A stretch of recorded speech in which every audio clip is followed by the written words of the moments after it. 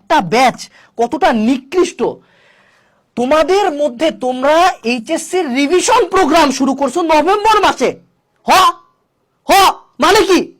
তোমাদের পীর যে বালানুক, আমার নাম এক্স্যাক্টলি বলবো না, তুমি জানো কার কথা বলছি, এক হারামজাদা নভেম্বর মাসে রিভিশন ব্যাচ স্টার্ট করছে।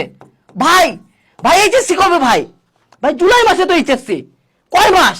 9 মাস। যেই মাসে আমি একটা বাচ্চা পয়দা করতে পারতাম তার আগে থেকে রিভিশন স্টার্ট করছিস তোরা। যেই টাইমে তোর বই শেষ করার টার্গেট ছিল, তোর টার্গেট ছিল বই শেষ করব, বই শেষ হয় নাই, বই পড়ছি 4টা চ্যাপ্টার, শুরু করছি কি এইচএসসি রিভিশন। আগের চ্যাপ্টার গুলো পড়বো, কোশ্চেন সলভ করবো, 3টা আইটেমে ম্যাথ করবো, এগুলা কিচ্ছু না। তোরা এক বাপ বলছে নভেম্বরে আমি রিভিশন স্টার্ট করবো, তোরা নভেম্বরে ঢুকে গেছিস। What the fuck? 9 মাস আগে কে রিভিশন দেয়?